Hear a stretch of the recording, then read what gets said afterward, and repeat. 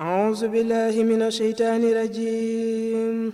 بسم الله الرحمن الرحيم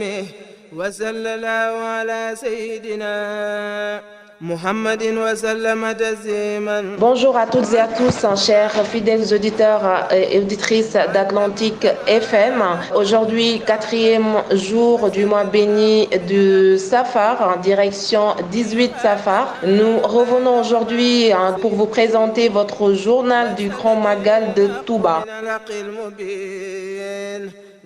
Hier, on a parlé sur le retour d'exil de Cheikh Ahmadou Bamba. Mais avant cela, nous allons écouter un petit extrait sur le 18 Safar que nous a fait le professeur Mboup. Certes, un jour d'action de grâce, le Grand Magal de Touba est aussi une grande source d'inspiration pour toutes les âmes assoiffées de bonheur. Cheikh Bamba, qu'il est auréolé de bienfaits, mais que n'a-t-il pas subi? On lui fait du tort, il pardonna. Et lorsque Dieu lui ouvrit toutes ses portes de secours, il préféra faire le chemin seul, dans la foi, l'endurance, la dignité, quelle grandeur. Là où chacun se préoccupait de soi-même, il s'oublia et porta l'étendard pour tous. Dieu finit par attirer le cœur vers sa personne. 18 Safar. Merci à vous, professeur Mboup, pour ce petit extrait de rappel sur le 18 Safar.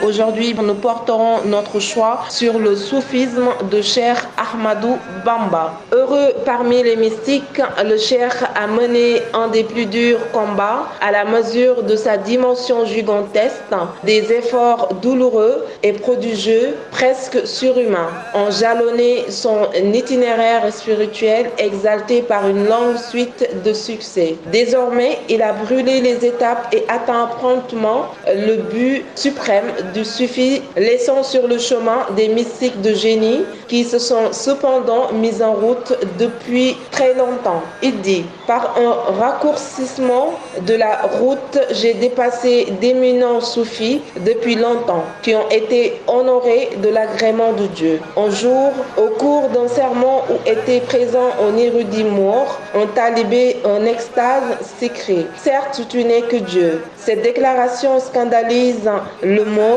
et le cheikh s'en aperçoit. Il demande au récipient et ordonne qu'il soit rempli d'eau et qu'enfin du sucre il soit jeté. Cela fait, la prédication continue. Au bout d'un moment, le sucre est dissous dans l'eau. Essayez, dit le cheikh au mort, de séparer l'eau et le sucre. Personne, dit l'assemblée, n'en est capable. L'eau est devenue sucre et le sucre est devenu de l'eau. Je suis, déclare le cheikh, je suis devenu en Dieu comme ce sucre est devenu dans l'eau. Cette affirmation appelle à une réflexion car il ne s'agit nullement ici ni du khulul ni de l'ittikhad. Il s'agit plutôt de ce qu'on appelle al-fana, ou mieux ici pour le cheikh al-baqa, qui convient mieux au maqam de ce cheikh qui s'est carré depuis longtemps dans les fauteuils du tamkin. L'originalité du cheikh, plus forte qu'on ne le devine, se manifeste avec éclat dans son expérience personnelle, dans sa méthode d'éducation, dans ses possibilités de manifester la toute-puissance de Dieu et de sa grâce envers lui, dont il exprime les dons précieux dont il est bénéficiaire. Ses vrais disciples n'ont vu de lui que cet aspect, mais c'est là où s'efface entièrement à leurs yeux sa condition d'homme et en lui, ils ne voient plus que le divin. C'est là qu'il faudra chercher Khadim Rassoul, le fondateur du mouridisme.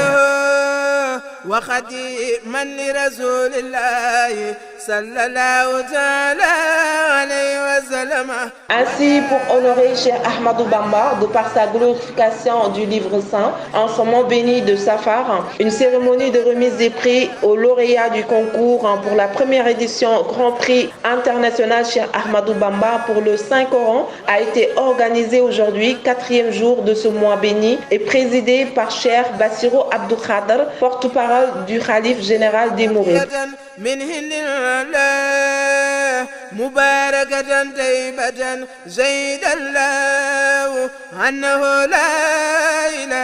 C'était tout pour votre journal du Magal pour la version française. Nous revenons tout de suite pour la version Wolof avec des reportages.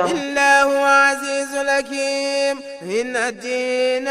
إن الله الإسلام إن الدين إن الله الإسلام وزيد الله تبارك وتعالى أن كاتب هذه الحروف لا يموت أبدا وأن الموت الذي كان متوجها إليه في قوله تعالى كل نفس ذائقة الموت. asalaamaaleykum sunu mbokku jullit yi, asalaamaaleykum sunu mbokkum taalibe yi, asalaamaaleykum sunu mbokku auditeurs yi nga xamante ni ñoo safoo rajo bi nga xamante ni mooy Atlantique FM 106.1 ñu dikkaat ak yéen ci li nga xamante ni mooy journalu màggal gi.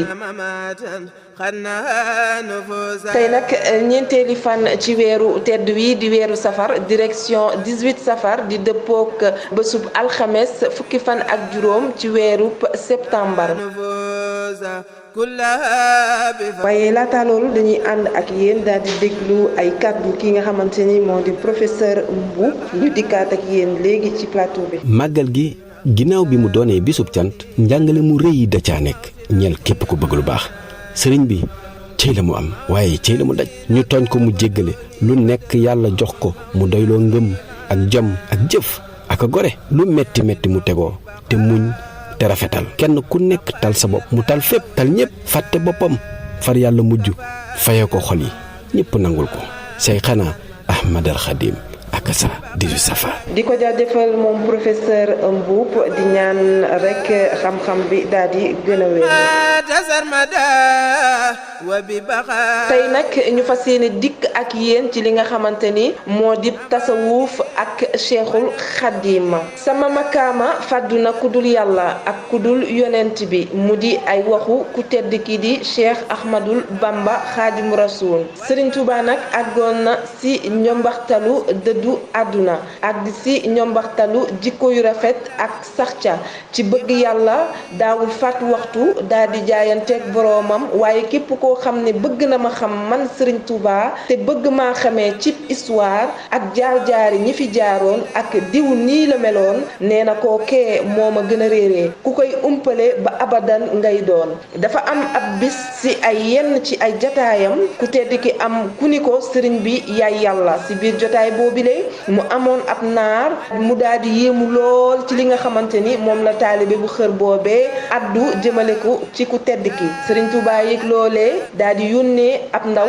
ngir ñu indil ko ab taas joxe ndigal ngir ñu defal ko ci ab ndox ak suukar daal di toog ab diir daal di wóolu naar bi mu jege si daal ni ko dama bëgg nga xaajatle li nga xamante ni mooy suukar si ak ndox mi gannaaw ba nga xamante ni suukar si daal di nay sëyi ci ndox moomi lay naar bi toog ab diir daal di ne ku tedd ki loolu de mënee su la ne mënul nekk Serigne Touba ni ko ni suukar si sëyee ci ndox moomi le noonu laa sëyee fa sunu borom nag fii waxutuñu sax ci makaamay xuluul wala makaamay ittiqaat fii li ñu mën a wax mooy makaamay alfana wala sax pour Cheikhul Khadim ak fu mu jot a jaar ak li mu am ci boromam li gën a wóor mooy àgg na fa nga xamante ni mooy albaqa kon nag Cheikhul Khadim la kenn xamul li mu doon tey nag mu bokk ci actualité yi nga xamante ni gën naa fës ci weeru safar gi muy ab cérémonie bi nga xamante ni moo di première édition ci delloo ñikkal ñi nga xamante ni ñoo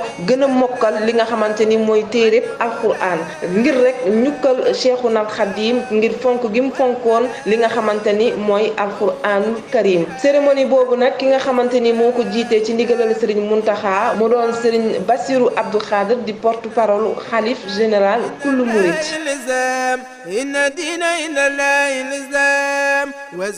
waaye ci wàccaayu màggal gi ba tey dañuy ànd ak yéen daal di déglu kii nga xamante ni mooy jëwriñ Mafari Ndiaye di coordonnateur daayira Muxaddamatul Xidma diaspora nekk fële ca Cameroun ci micro jëwriñ Mamballa. auzu billaahi mina asalaamaaleykum wa rahmatullaahi taala wa barakaatuhu mbokk jullit yi mbokk taalibe yi ñoo ngi leen siyaar bu baax sëriñ Mafari Ndiaye di siyaare sëñ Mame Balla Gueye journalu màggal gi ñoo ngi leen siyaar bu baax waaw sëñ Mame Balla day li nga laaj wax ko jafe na jafewul wax dëgg yàlla fii ci Cameroun day ci Yaoundé gi ñu jógee wax dëgg yàlla fa tabarakallah jëwriñ ñi ñuy waaj màggal yi ñi ngi laaj adde yi ñi ngi préparé adde yi juñ indi Touba ñi ngi préparé adde yi juñ màggalee fii ci Cameroun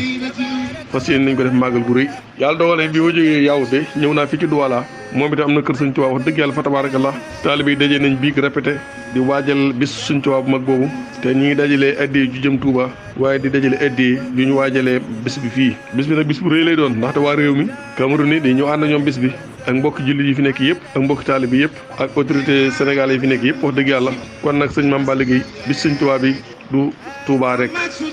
du Sénégal rek international la ni ñu ko defee ci Cameroun ca lañ ko defee ca Côte d'Ivoire ak Ghana ak fépp rek ñi ngi waajal bis Sëñ Tuubaa yi incha allah fas yéene nañ ñu ànd ak yéen liggéey bi ba ca bisu màggal ga jërëjëf. jërëjëf jëwriñ Mafari Ndiaye daanañu àndaat ak moom ci yeneen i émission ngir rek ñu wan ñu ana nan la ñuy waajalee màggalu Touba fële ci wàllum diaspora bi liy wane rek ne Cheikhul Khadim mooy ki nga xamante ni c'est universel. naka noonu rek nañuy àndee dégluwaat ki nga xamante ni mooy Serigne Abdoulaye Dieye doon suñu invité ci weeru safar gi la. ndax kenn ku nekk xam na ni Cheikh Ahmad Bamba Khadimu Rasoul moom mi nga xam ne mooy Abdullahi wa Khadimu Rasulillahi bi mu fi jógee 1895 Cheikh Mouhamadul Basir feeñul jamono ci tukki bi la Cheikh Mouhamadul Basir feeñ jamono nga xam ne sëñ bi da ko wan ginnaaw dem ci tukki bi mu feeñ jamono ci ginnaawam ñu tuddee ko Cheikh Mouhamadul Bachir bi nga xamee ne sëriñ bi jógee na ci tukki bi ba ñëw bi mu jotaayee ak Cheikh Mouhamadul Bachir ñu jàkkaarloo mu laaj ko foo toll ci njàng mi ndax bi ma tee dal jàng Cheikh Mouhamadul Bachir daa dal jàng ndax sëñ bi def na juróom-ñaari at ak ay weer te diggante boobu maanaam lu mu fa am rek sëñ Bassirou am na ko bi muy ñëw ngir 1895 bi mu tukkee ci la sëñ Bassirou feeñ jamono ginnaawam kon ñu xamee ci ne daanaka bi muy ñëw sëñ Bassirou am na juróom-ñetti at mboolem li mu tukki bi sëriñ bi ñëwee ñu jotaay ñoom ñaar mu laaj ko foo toll mu ne kon maa ngi toll ci laqad radiyallahu anil mu'minina is yubayyi'unaka sëñ Tuubaa tegtaloo ci ne kon saa borom gërëm na ma ci liggéey bi ma ko liggéeyal ndax laqad radiya gërëm na allahu yàlla anil mu'minina ci gaa yi nga xam ne dañ koo gëm ci is yubayyi'unaka ñu demoon di jaayante ji tata sajara gi nag bi ñu ci egg li sëñ Tuubaa di xalaat mooy garab gi mu toogoon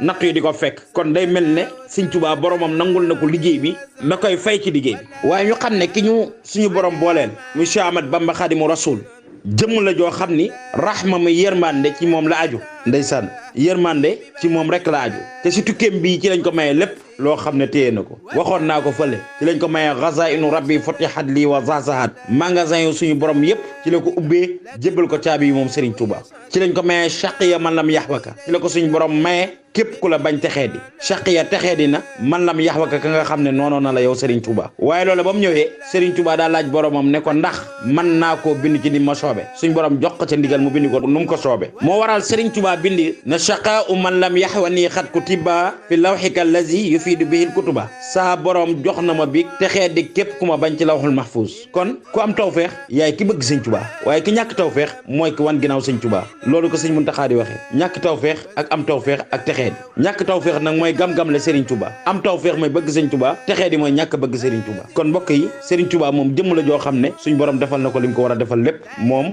ñu di ko gis pas-pas bi muy laaj nag ala kulli haal force ñu egg ci fi nga xam ne fa la mag ñi toppoon Serigne bi nekkoon donte mënuñu ko ñu jéem phénomène yooyu mooy di kennal Serigne Touba waxoon nañ ko démb Serigne Touba ma wax ne suñ borom ma njëkk a kennal nazaani minal waral baaqil qadim allamahum bi annani abdul qadim saa borom moo ma fekk ci biir nit ñi sempi ma ber ma ne xamal ñëpp ne man maay liggéeykatu bi yonent bi alayhi salaatu wasalaam loolu ak ber la ber googu nag ñun ñi nga xam ne dañoo aju ci moom ñun ñoo ko war a yëkkati mu jëm kaw ba ilal abat te bañ koo suufeel ndax kawe googu suñ borom moo ko defal te kawe la goo xam ne day gën di wéy Serigne Touba lu mujjee ñëw gën koo fonk gën koo bëgg lu ko suñu borom defal la tolluwaay bii ñu am te gis ñu Sëñ Touba tolluwaay bu doy waar la te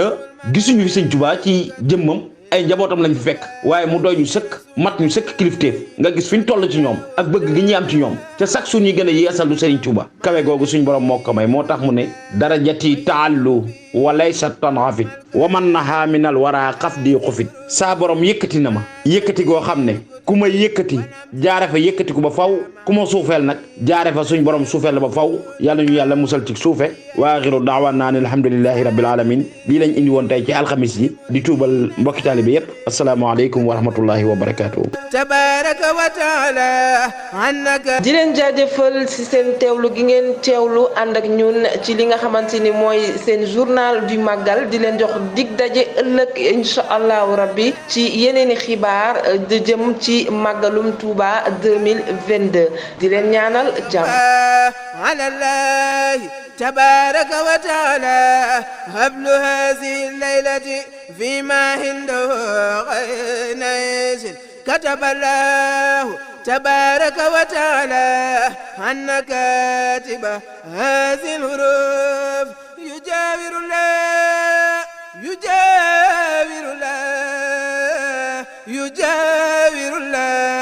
تبارك وتعالى في دنيا في الدفع والجلب 400 سنة بعد عزا الغد محقق من الحق المبين والله على ما نقول وكيل سبحان ربك رب العزة عما يصفون وسلام على المرسلين والحمد لله رب العالمين.